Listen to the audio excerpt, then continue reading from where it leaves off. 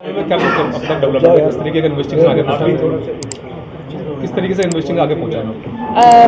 दिनांक 18 को शाम को हमें जो शिवपुरी पुलिस विभाग से हमें सूचना मिली थी कि वहाँ के जो एक रघुवीर जी हैं, उन्होंने अपनी बेटी को कोटा में पढ़ने के लिए पिछली अगस्त को छोड़ा था और आज 18 तारीख को शाम को उनके फ़ोन पर व्हाट्सएप के द्वारा मैसेज और फ़ोन आया है कि आपकी बेटी हमारे पास है और फिरौती में 30 लाख की डिमांड की गई है।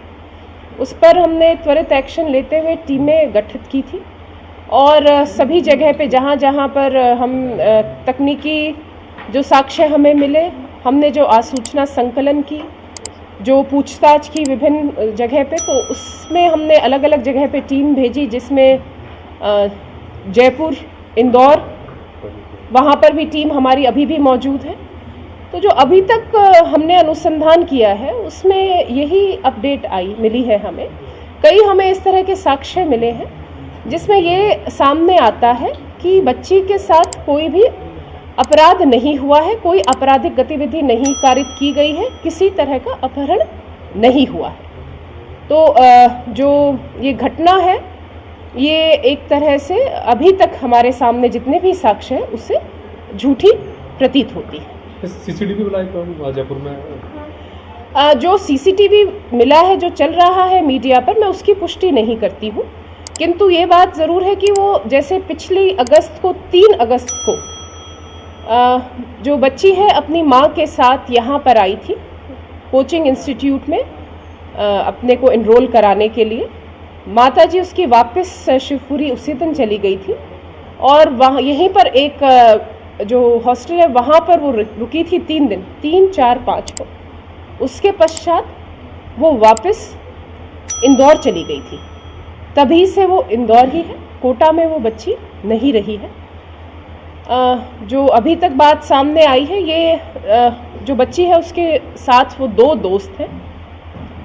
उनमें से जो एक दोस्त है वो हमें इंदौर में मिल गए हैं और उन्होंने जो अभी तक घटना बताई है वो यही बताई है कि बच्चे जो है मतलब ये जो बच्ची है और उसके साथ जो मित्र हैं वो दोनों दूसरी विदेश में जाना चाह रहे थे। उनका यहाँ पर उनको लग रहा था पढ़ाई वो नहीं कर पाएंगे, इसके लिए उन्हें पैसों की ज़रूरत थी, इसीलिए उन्होंने ये अपने माता पिता से पैसे मांगे।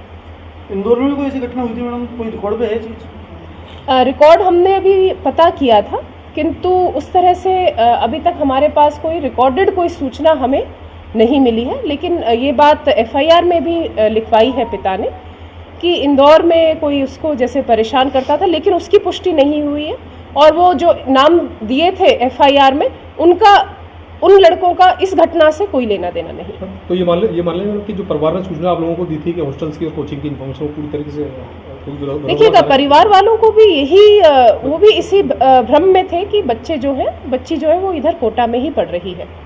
तो मेरा आप सभी लोगों के माध्यम से अगर मेरी आवाज़ उन बच्चों तक पहुंच रही है, जो एक बच्ची और उसके साथ जो साथ में दोस्त है, कि हम भी परेशान हो रहे हैं, परिवार वाले भी बहुत परेशान हो रहे हैं और आप सकुशल हैं, इस चीज़ की हमें बहुत एक रिलीफ है। आप जहाँ पर भी हैं आप प्लीज़ हमें कांटेक्ट करें। अगर आप जहाँ पर मौजूद है वहाँ पर निकटतम पुलिस थाने पर आप जाएं। हमें आपकी सकुशल होने की सूचना हमारे लिए बहुत ज़्यादा महत्वपूर्ण है।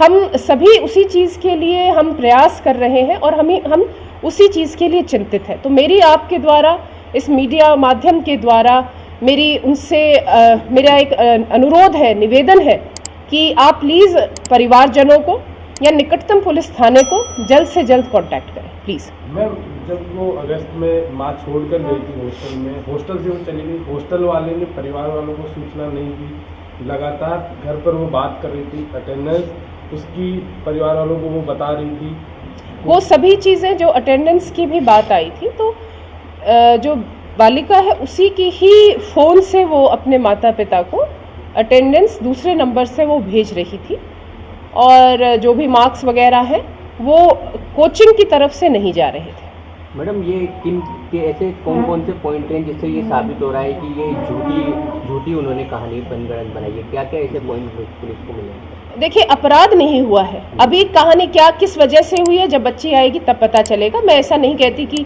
क्या किस दबाव में या किस उसमें उसने ये बात करी है, लेकिन अपराध नहीं हुआ है। ये हमें इस तरह के हमारे पास पूर्णतः साक्ष्य है। साक्ष्य में सीसीटीवी कैमरास भी इन्वॉल्व और पूछताछ भी है। और जो तीसरा जो साथी था उसका उससे भी हमारी पूछताछ जारी है। वो हमें पूरा सहयोग दे रहा है। तो उसने जो हमें सूचना दी है उसी के आधार पर मैं आपके सामने ही बोल रही हूँ।